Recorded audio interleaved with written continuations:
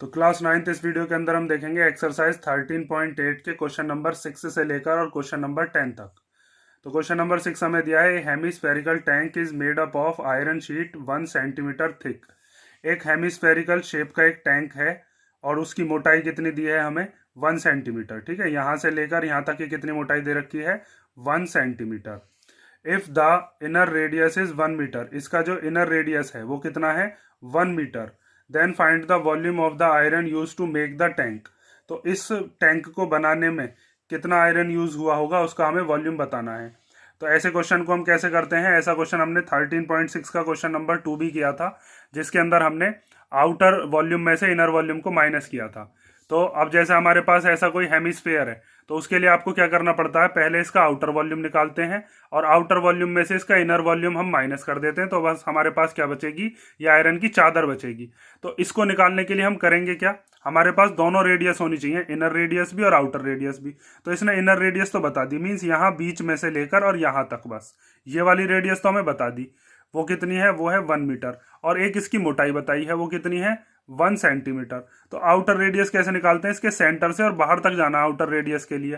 तो inner radius में इस मोटाई को और जोड़ देते हैं हम, इनर रेडियस प्लस थिकनेस, तो हम आउटर रेडियस पर पहुंच जाएंगे। उसके बाद फिर हम आउटर वॉल्यूम में से इनर वॉल्यूम को क्या कर देंगे माइनस, ये इसकी जो चादर है इसका वॉल्यूम निकल आएगा। ठीक है, तो सबसे पहले आपको क्या करना है, इसके अंदर आउटर वॉल्यूम फाइंड आउट करना है। तो देखो, जब हम इसका सॉल्यूशन करेंगे सबसे पहले यहां पर एक चीज और दिख रही होगी आपको, आयरन की शीट जो उसकी थिकनेस सेंटीमीटर में और इनर रेडियस मीटर में है। तो या तो पूरे क्वेश्चन को आप मीटर में सॉल्व करो या फिर सेंटीमीटर में। तो सबसे पहले हम लिख लेते हैं, हमारे पास इनर रेडियस कितनी है, इनर रेडियस वो दे रखी है हमें कितनी 1 मीटर। ठीक है, इसी को हम क्या लिख लेते हैं 100 सेंटीमीटर। और थिकनेस कितनी दे रखी है, थिकनेस है अपने पास 1 सेंटीमीटर। तो देखो, अगर आउटर रेडियस तुम्हें निकालनी है तो यहाँ इस पॉइंट से यहाँ तक ही तो जाना पड़ेगा आपको। तो आप क्या काम करोगे, यहाँ से यहाँ तक तो ये हो जाएगी इनर रेडियस, उसमें थिकनेस और प्लस कर देंगे, तो inner radius plus thickness equal to outer radius आ जाएगी।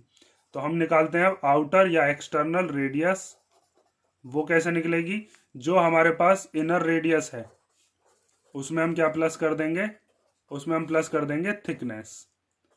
ठीक है, तो इनर रेडियस है कितनी, वो है 100 सेंटीमीटर और थिकनेस कितनी है 1 सेंटीमीटर। तो ये कितना आ गया 101 सेंटीमीटर। ठीक है, अब सिंपल क्या करना है, वॉल्यूम ऑफ आयरन निकालने के लिए जो आउटर वॉल्यूम होगा उसमें से इनर वॉल्यूम को क्या कर देंगे माइनस कर देंगे और हमारा वॉल्यूम ऑफ आयरन आ जाएगा। तो अब देखो, volume of iron used equal to external volume या आउटर वॉल्यूम, कुछ भी लिख सकते हो, external volume minus internal volume. ठीक है, अंदर से उसने कितना स्पेस ऑक्यूपाई कर रखा है और बाहर से कितना स्पेस ऑक्यूपाई कर रखा है, अगर हम इन दोनों का डिफरेंस निकाल देते हैं तो हमें आयरन का वो आ जाएगा कि आयरन का वॉल्यूम कितना है। ठीक है, बाहर से इसने कितना स्पेस ऑक्यूपाई किया है और अंदर से कितना स्पेस ऑक्यूपाई किया है, तो हम ये चीज पता लगा लेंगे कि इस आयरन की मोटाई मतलब वो वॉल्यूम कितना है।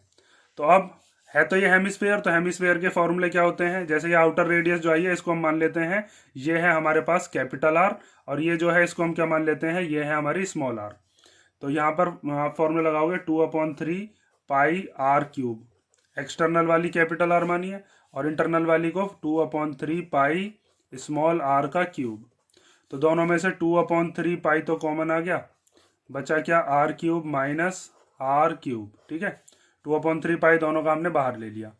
उसके बाद अब इसको सॉल्व करना है, तो 2/3 पाई की जगह पर क्या ले लेते हैं 22/7।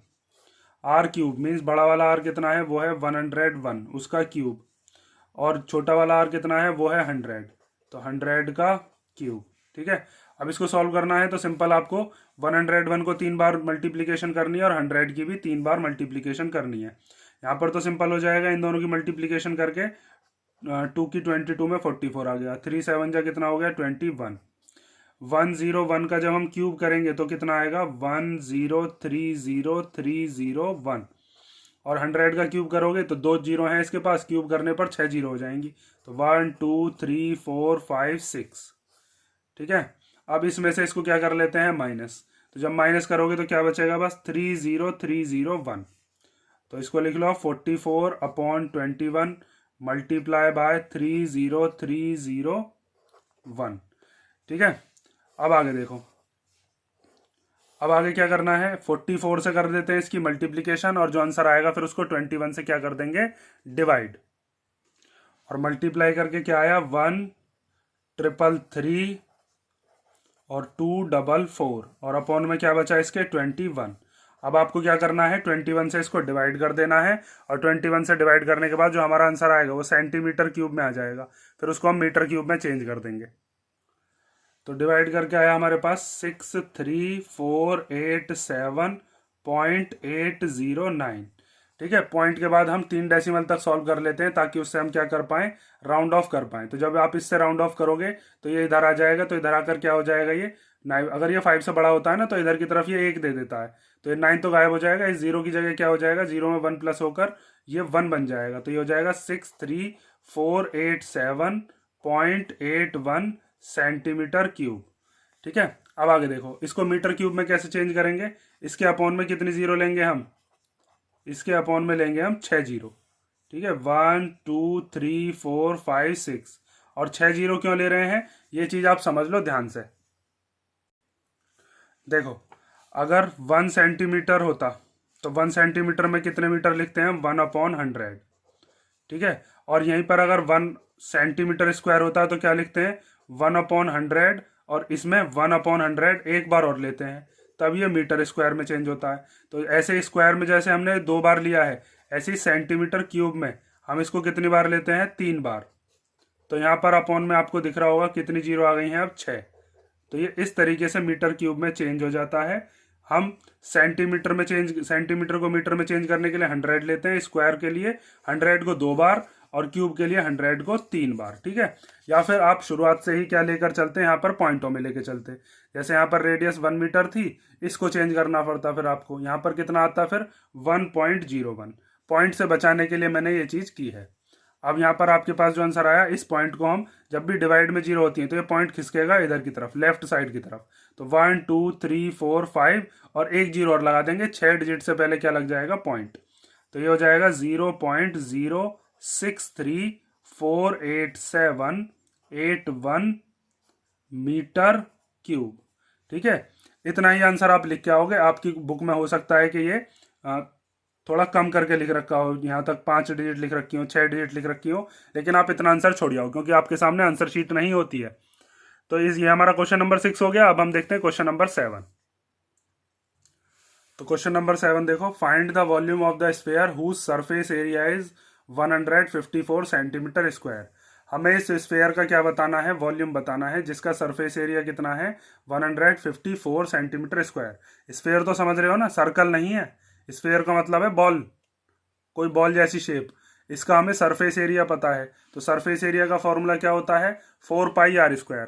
तो वहां पर हम सरफेस एरिया की वैल्यू रख देंगे 154, और आर की वैल्यू निकाल लेंगे। जब हमारे पास आर आ जाएगा, इसका जो रेडियस है, जब रेडियस आ जाएगा तो फिर हम क्या निकाल पाएंगे, इसका वॉल्यूम, क्योंकि वॉल्यूम निकालने के लिए बस आर ही चाहिए आपको।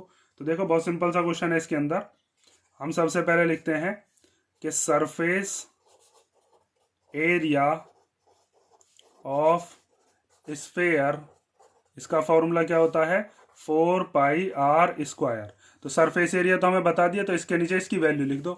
तो इसकी वैल्यू कितनी है सरफेस एरिया की, 154।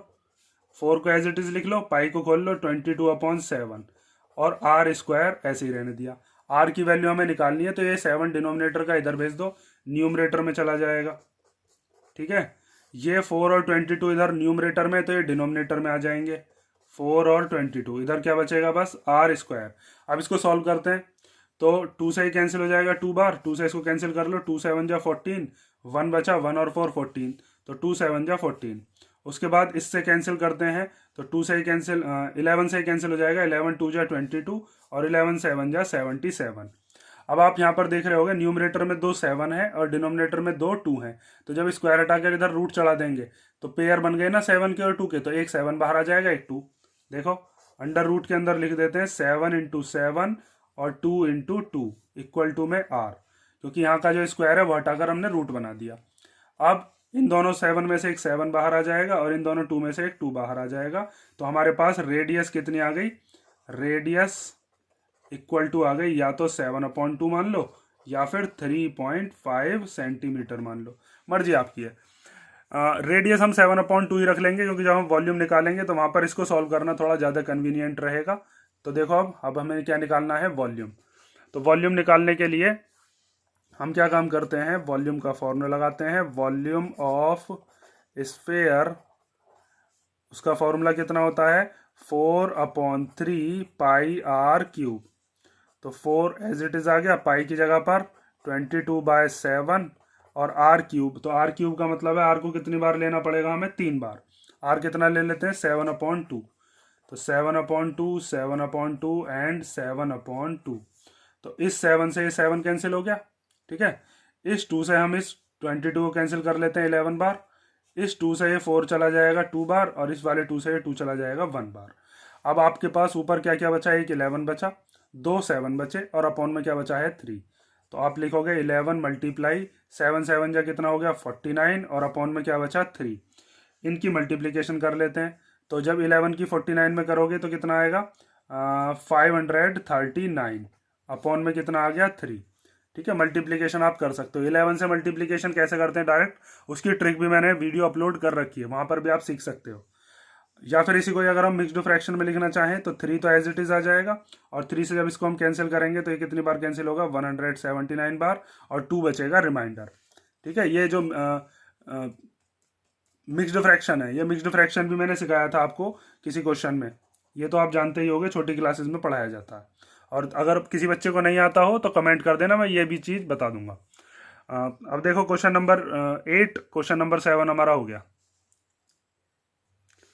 देखो क्वेश्चन नंबर 8 में हमें दिया है, a dome of a building is in the form of a hemisphere. Means किसी बिल्डिंग का एक डोम दे रखा है, गुंबद, जो कि कैसी शेप का है, hemisphere. From inside it was white washed at the cost of ₹498.96, मतलब 498 रुपीज़ और 96 पैसे। तो इसमें हमें ये बताया कि इसके अंदर हमने सफ़ेदी की है, वाइट वॉश्ड किया है इसको, और उसको वाइट वॉशिंग करने में टोटल कितना खर्चा आया है, 498 रुपीज़ एंड 96 पैसे। If the cost of white washing is ₹2 पर स्क्वायर मीटर, और इसका रेट कितना था, 1 मीटर स्क्वायर जगह पर पेंट करने का या वाइट वॉशिंग करने का कितना रेट लगाया गया था, ₹2। अब हमें क्या बताना है, find the inside surface area of the dome. तो इसका इनसाइड सरफेस एरिया बताइए। और सेकंड वाले में पूछा है कि volume of the air inside the dome. तो सेकंड में तो वॉल्यूम निकालना, तो वॉल्यूम के लिए हमें किसकी जरूरत पड़ेगी, आर की। आर हमारे पास है नहीं। उसके बाद यहाँ पर दिया है इनसाइड सरफेस एरिया। तो इनसाइड सरफेस एरिया हम कैसे निकालेंगे, इसके लिए मैंने आपको एक मेथड बता रखा है कि जब आपके पास रेट दे रखा हो और टोटल कॉस्ट दे रखी हो तो उससे हम एरिया कैसे निकालते हैं। जो आपने 13.1 एक्सरसाइज करी थी, 13.1 एक्सरसाइज के पहले और दूसरे क्वेश्चन में ये चीज़ मैंने आपको समझा दी थी। देखो मैं दोबारा दिखाता हूँ। देखो जैसे यहाँ पर हमने क्या निकाली थी, कॉस्ट ऑफ शीट। तो कॉस्ट निकालने के लिए हम क्या काम करते हैं, एरिया में मल्टीप्लीकेशन करते हैं रेट की। तो हमारे पास कॉस्ट भी गिवन है और रेट भी गिवन है। तो ये रेट अगर इधर मल्टीप्लीकेशन का इसके डिवाइड में भेज देंगे तो क्या आ जाएगा, हमारे पास एरिया आ जाता था। इसी तरीके से सेकंड क्वेश्चन जो किया था उसमें भी हमने यही लगाया था, टोटल कॉस्ट निकालने के लिए जो एरिया आया था उसमें रेट की मल्टीप्लीकेशन कर देते हैं। तो ऐसी फॉर्मूले का यूज करके हम यहाँ पर इसका इनसाइड सरफेस एरिया निकालेंगे। तो देखो हमें टोटल कॉस्ट अगर निकालनी होती है तो टोटल कॉस्ट निकालने के लिए हम क्या करते हैं, जो भी हमारे पास एरिया होता है, यहाँ पर कौन से सरफेस एरिया की बात कर रहे हैं, उसके इनसाइड में हम क्या कर रहे हैं, बस वाइट वॉशिंग। तो इनसाइड वाला ही सरफेस एरिया लोगे, इनसाइड सरफेस एरिया, इसकी मल्टीप्लीकेशन किस में कर देंगे, रेट में।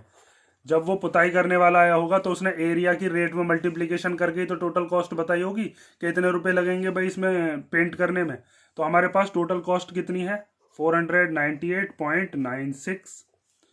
इनसाइड सरफेस एरिया जो है वो हमें बताना है, इनसाइड सरफेस एरिया, और रेट हमें बता दिया कितने रुपए है, ₹2।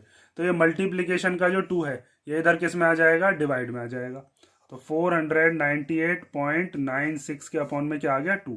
यहाँ पर आप टू की जगह ये पहले ये भी ला सकते थे कि पहले ही रेट को ले आते। टोटल कॉस्ट अपॉन रेट क्या होता है, इनसाइड सरफेस एरिया। ठीक है, तो यहाँ पर हम लिखते हैं अब इनसाइड सरफेस एरिया। अब इसको टू से आप क्या कर लो, डिवाइड कर लो, और टू से डिवाइड करने के बाद कितना आता है वो लिख लो। तो टू टू जा 4, 2 4 जा 8, और 2 9 जा 18, पॉइंट लगा लेते हैं। फिर 2 4 जा 8 और 2 8 जा 16। तो हमारे पास इनसाइड सरफेस एरिया कितना आ गया, वो आ गया 249.48 मीटर स्क्वायर। ठीक है, तो फर्स्ट वाला पार्ट तो हमारा हो गया। इस चीज को आप याद रखोगे, total cost equal to inside surface area into rate. और जब भी एरिया निकालना होगा तो ये रेट कहाँ चला जाएगा, अपॉन में। तो टोटल कॉस्ट अपॉन रेट इसका फॉर्मूला बन जाएगा। अब देखो सेकंड वाले में हमें क्या निकालनी है, वॉल्यूम। और वॉल्यूम निकालने के लिए तो आर चाहिए इसकी, और आर हमारे पास है नहीं।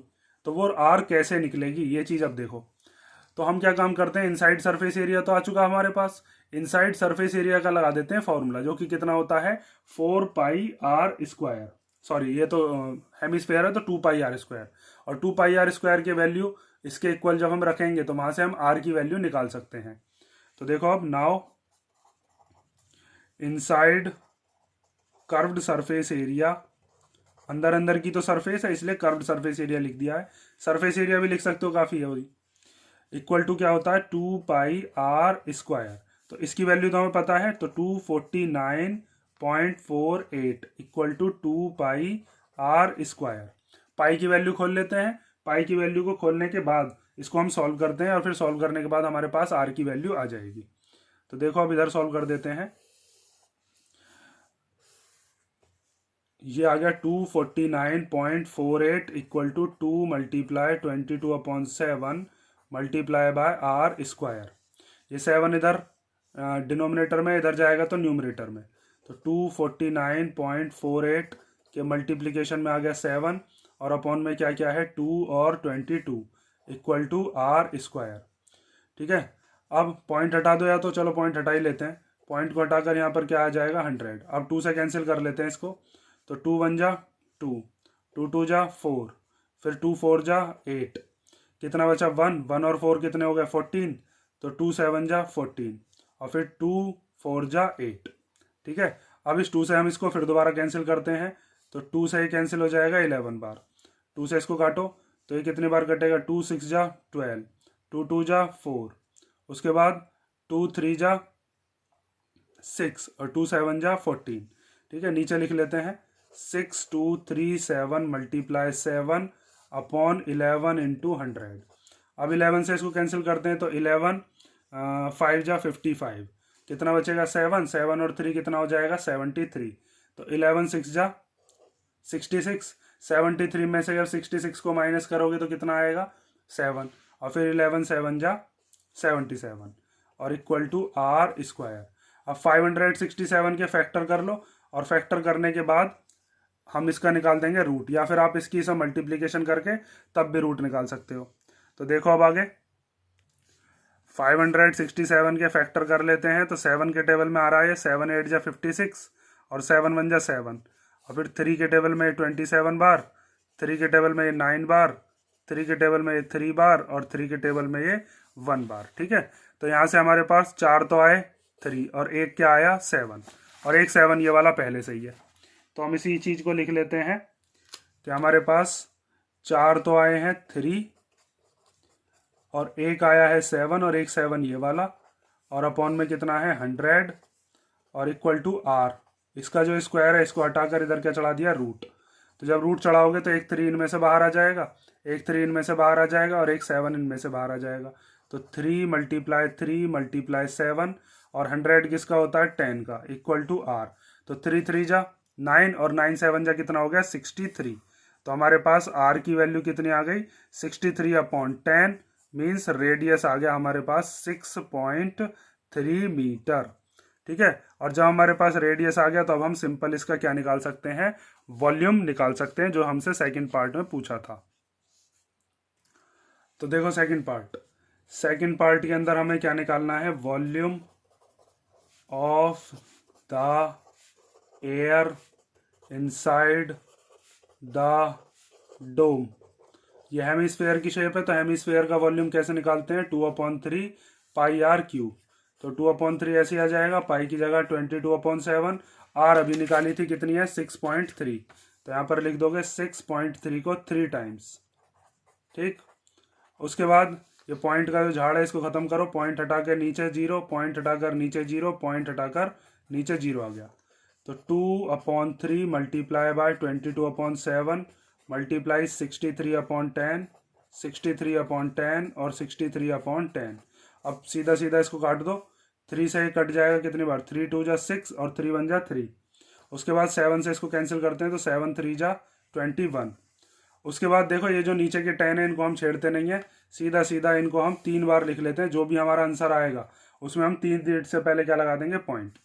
तो आपको क्या करना है, अब 2 की मल्टीप्लाई 22 में कितना हो गया 44 मल्टीप्लाई 3, और 63 की मल्टीप्लाई 63 में कर लोगे तो क्या आएगा 3969।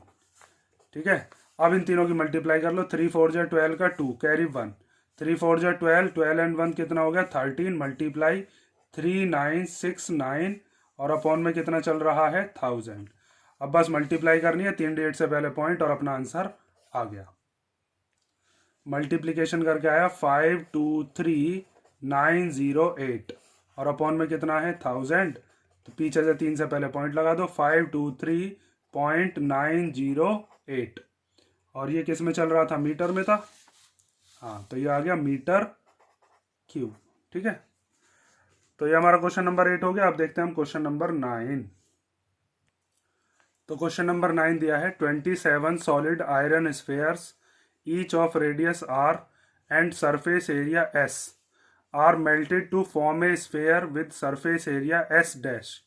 फाइंड, फर्स्ट पार्ट में दिया है radius R dash of new sphere, और सेकंड पार्ट में दिया है ratio of S and S dash. तो देखो क्वेश्चन में क्या कहा है कि हमारे पास ऐसे छोटे छोटे कितने आयरन स्फेयर्स हैं, 27। ऐसे कितने हैं 27 आयरन स्फेयर्स, और एक स्फेयर जो है उसका रेडियस कितना है, उसका रेडियस है आर, और इसका सरफेस एरिया कितना है, इसका सरफेस एरिया है एस। ठीक है, उसके बाद ये कह रहा है कि ऐसे 27 आयरन स्फेयर्स को हमने पिघलाया, और पिघलाने के बाद एक बड़ा आयरन स्फेयर हमारे पास बना। उस आयरन स्फेयर का जो रेडियस है वो कितना है, वो है आर डैश, जिसकी वैल्यू हमें बतानी है। मीन्स इसके रेस्पेक्ट में ये कितना होगा, कितने गुना होगा, ये चीज हमें बतानी है। और इसका जो सरफेस एरिया है वो कितना है, वो है S dash, surface area equal to S dash. उसके बाद जब इन दोनों की आर का रिलेशन हमें पता चल जाएगा, इन दोनों की रेडियस का जब रिलेशन आ जाएगा, तो फिर हम दोनों के सरफेस एरिया का क्या निकालेंगे, रेशो। तो सबसे पहले आपको क्या काम करना है, देखो ये वाला जो बड़ा वाला आयरन स्फेयर बना है, ये ऐसे इनको पिघला के बना है, कितने को, ऐसे 27। तो ऐसे 27 का जो वॉल्यूम होगा, ऐसा एक अकेले का वॉल्यूम होगा, क्योंकि इसी से ही तो ऐसे इनको मिला के ही तो ये बन रहा है। तो हम क्या काम करेंगे, ऐसे 27 स्फेयर्स का वॉल्यूम इक्वल टू में रख देंगे इस वाले एक स्फेयर के वॉल्यूम के इक्वल में, और वहां से हमारे पास इस आर की वैल्यू आ जाएगी। ठीक है, तो अब देखो कैसे हमें सॉल्व करना है। सबसे पहले आप इसमें लिखोगे कि हमारे पास वॉल्यूम ऑफ 27 आयरन स्फेयर्स किसके इक्वल है, वो है वॉल्यूम ऑफ न्यू स्फेयर। ठीक है, 27 ऐसे छोटे छोटे हमने पिघलाए, और पिघलाने के बाद एक बड़ा बना दिया। तो अब आयरन स्फेयर का वॉल्यूम 27 है, तो एक का जो होगा 27 की उसे मल्टीप्लाई कर देंगे तो 27 का पता चल जाएगा। तो हम एक का वॉल्यूम कितना होगा 4/3 पाई आर क्यूब। ठीक है, इसकी रेडियस कितनी है, आर तो हमने आर ही रख दी। इस वाले का 4/3 पाई, और इसकी आर कितनी है, इसकी आर है आर डैश, तो यहाँ पे आर डैश का क्यूब। इतनी चीज समझ गए होगे आप। उसके बाद ये 4/3 पाई से 4/3 पाई कैंसिल हो जाता है, जब आप इधर लेके आओगे इधर भी लाकर कैंसिल कर सकते हो। ये जो 3 है ये डिनोमिनेटर का इधर न्यूमरेटर में चला जाएगा, ये जो 4 न्यूमरेटर का है डिनोमिनेटर में आ जाएगा, और पाई की जो वैल्यूज है वो भी कैंसिल हो जाएंगी। इधर 22/7 होगी, जब इसको इधर लेके आओगे तो ये 7/22 हो जाएगी, तो कैंसिल हो जाएंगी। तो हम इसको यहीं पर ही कैंसिल कर देते हैं। ठीक है, बिना बात की लेंथ ही बढ़नी है क्वेश्चन की। तो 27 multiply R cube equal to R dash का क्यूब। इधर से क्यूब हटाते हैं, इधर क्या चढ़ा देते हैं, क्यूब रूट। तो इधर क्यूब रूट आ जाएगा, स्क्वायर रूट में तो कुछ नहीं लगाना पड़ता, यहाँ पर क्यूब रूट में 3 बिठाना पड़ेगा आपको। यहाँ पर 27 multiply R cube equal to R dash. ठीक है, अब 27 के पेयर जब आप बनाते हो तो क्या क्या बनेंगे, 27 को हम लिख सकते हैं 3 इंटू 3 इंटू 3, और आर क्यूब को क्या लिख सकते हैं, R into R equal to में आर डैश। ठीक है, जब यहाँ पर हमारे पास क्यूब रूट होता है तो 3 3 के पेयर बनते हैं, इन तीनों का एक पेयर बन गया, इन तीनों का बन गया। तो यहाँ पर एक 3 इसमें से बाहर आ जाएगा और एक आर आ जाएगा बाहर। तो आर डैश की वैल्यू कितनी आई, 3r। मीन्स हमारे पास जो नया वाला स्फेयर बन रहा होगा उसकी रेडियस इसके कितने गुना होगी, 3 गुना। 27 आयरन स्फेयर को जब हमने पिघलाकर बड़ा आयरन स्फेयर बनाया तो उसकी रेडियस पुराने वाले रेडियस की 3 गुना बैठी। इसका मतलब ये है। अब ये तो हमारे पास कौन सा पार्ट हो गया, फर्स्ट पार्ट, जिसके अंदर हमने आर डैश निकाल दी। अब हमें क्या निकालना है, वॉल्यूम। तो हमारे पास सॉरी रेशियो, तो अब हम निकालते हैं ratio of S and S dash. तो उसके लिए आप क्या काम करोगे, एस को ऊपर रख लोगे, एस डैश को नीचे। और सरफेस एरिया के फॉर्मूले क्या होते हैं वो आप जानते ही हो, 4 पाई आर स्क्वायर। छोटे वाले का तो आर ही है और बड़े वाले का कितना है, आर डैश का स्क्वायर। तो 4 पाई से 4 पाई तो कैंसिल हो गया। अब बड़ा वाला जो स्फेयर है उसका जो आर डैश है उसका रिलेशन अभी हमने निकाला था, वो कितना था, वो था 3r। तो इस r डैश की जगह पर हम क्या रख देते हैं, 3r, और इसका क्या, स्क्वायर। ठीक है, 3r पूरे का स्क्वायर है, कभी बस r का स्क्वायर कर दो। यहाँ पर 3 का भी स्क्वायर होगा, 3 का स्क्वायर होकर कितना हो जाएगा, 9, और r का स्क्वायर कितना हो जाएगा, r स्क्वायर। ठीक है, अब ध्यान से देखो, इधर कर देता हूँ। अब उसके बाद ये आ गया आर स्क्वायर, 3r का जब स्क्वायर करेंगे तो 9r स्क्वायर, आर स्क्वायर से आर स्क्वायर कट गया 1 बार, तो हमारे पास क्या बचा, 1/9। मीन्स रेशो कितना आ गया, 1/9। ठीक है, मीन्स दोनों के सरफेस एरिया में कितने का फर्क है, 9 गुने का। इसका सरफेस एरिया इससे 9 टाइम्स ज्यादा है। ये जो बड़ा वाला जो हमारे पास स्फेयर आया है, 27 आयरन स्फेयर्स का वॉल्यूम इस अकेले के वॉल्यूम के इक्वल। इसकी रेडियस और इसकी रेडियस में क्या रिलेशन आया, इसकी रेडियस इसके 3 गुना है। और दोनों के सरफेस एरिया में क्या रिलेशन आया कि इसका जो एक सरफेस एरिया आया है वो 9 गुना होगा इस छोटे वाले एक के मुकाबले। ठीक है, क्वेश्चन नंबर 9 हो गया। अब हम देखते हैं क्वेश्चन नंबर 10, जो कि इस चैप्टर का लास्ट क्वेश्चन है, इस एक्सरसाइज का भी लास्ट क्वेश्चन है। तो देखो, लास्ट क्वेश्चन हमें दिया है, a capsule of medicine is in the shape of a sphere. Means दवाई का कोई कैप्सूल है जो कि स्फेयर की शेप में है और उसका डायमीटर कितना है, 3.5 mm। तो ये डायमीटर हमें बता दिया, डायमीटर को डी से डिनोट कर देते हैं, 3.5 mm millimetre. How much medicine in millimetre cube is needed to fill this capsule. Means हमें इसमें दे रखा है, यह है needed to fill in this capsule. इसका मतलब यह है कि अगर हमारे पास एक मेडिसिन का कैप्सूल हो जो जिसका शेप कैसा है, स्फेयर का, तो उसके अंदर कितनी मेडिसिन भरी जा सकती है। तो कितनी मेडिसिन भर सकते हैं, जितनी इसकी कैपेसिटी होगी। कैपेसिटी को ही हम क्या कहते हैं, वॉल्यूम। तो असल में हमें क्या करना है, इसका वॉल्यूम निकालना है। वॉल्यूम से हमें इसकी क्या पता चल जाएगी, कैपेसिटी, और उतनी ही मेडिसिन हम इसके अंदर भर पाएंगे। और यहाँ पर हमें पता भी चल रहा है मिलीमीटर क्यूब है, तो क्यूब किस में, क्यूब मतलब क्या होता है, वॉल्यूम। क्यूब में हमेशा वॉल्यूम ही निकलता है आपका। तो अब हम क्या काम करते हैं, इसकी पहले रेडियस निकालते हैं। तो रेडियस कितनी हो जाएगी, रेडियस इक्वल टू होगी डायमीटर की हाफ। तो डायमीटर कितना है, 3.5 mm, और इसके अपॉन में क्या आ गया, 2। जब आप 2 से इसको डिवाइड करोगे तो कितना आएगा, 1.75 mm। तो आप चाहो तो पॉइंट वाली ले सकते हो, या फिर मैं क्या काम करता हूँ, मैंने आपको कई सारे क्वेश्चन में बताया है, हम यहाँ से पॉइंट हटाकर क्या ले लेते हैं, 0। उसके बाद इन दोनों को 5 से कैंसिल कर लेते हैं, 5 4 जा 20 एंड 5 7 जा 35। तो हम क्या ले लेंगे, 7/4 mm ले लेंगे रेडियस। ठीक है, आर को हम इसे रखेंगे जिससे कि हमारी कैलकुलेशन आसान हो जाए। 7/4 का मतलब भी 1.75 ही है, तो अपने कन्वीनियंस के हिसाब से ले लेते हैं हम। तो हम क्या काम करते हैं, medicine needed for its filling, इसको भरने के लिए कितनी मेडिसिन चाहिए, वो होगी वॉल्यूम के इक्वल। तो वॉल्यूम ऑफ स्फेरिकल कैप्सूल। ठीक है, तो वॉल्यूम का फॉर्मूला क्या होता है स्फीयर का, वो होता है आपके पास 4/3 पाई आर क्यूब। तो 4/3 एज इट इज आ जाएगा, पाई की जगह पर 22/7, आर की जगह पर कितना ले लेंगे 7/4, वो भी कितने टाइम 3 टाइम। अब आपको यहाँ पर दिख रहा होगा 7/4 लेने का फायदा ये है 7 से 7 कट गया, 4 से 4 कट गया। इस 22 को और 4 को हम कैंसिल कर सकते हैं 2 से, तो 2 2 जा 4 और 2 से कट गया कितनी बार 11 बार। तो ऊपर क्या क्या बचा 11, 7 और 7, नीचे क्या क्या बचा 3, 2 और 4। इनकी मल्टीप्लीकेशन करके डिवाइड कर देनी है सिंपल। तो 11 की मल्टीप्लाई किस में कर देनी है 49 में, और नीचे हमारे पास क्या क्या बचा 3 2 जा 6 और 6 4 जा 24। अब आपको क्या करना है 11 की मल्टीप्लाई 49 में अभी पीछे भी करी थी किसी क्वेश्चन में, 539 अपॉन में 24। 539 को 24 से डिवाइड कर दो और हमारा आंसर आ जाएगा। तो इसको डिवाइड करके आ रहा है 22.458। पॉइंट के बाद 3 तक सॉल्व कर लेते हैं। अब यहाँ पर ये जो डिजिट है इससे हम राउंड ऑफ कर देते हैं। तो राउंड ऑफ करने का मतलब है अगर ये 5 से बड़ी होती है तो इधर की तरफ एक इसमें ऐड हो जाता है, यहाँ पर 4 6 हो जाएगा और ये गायब हो जाएगी।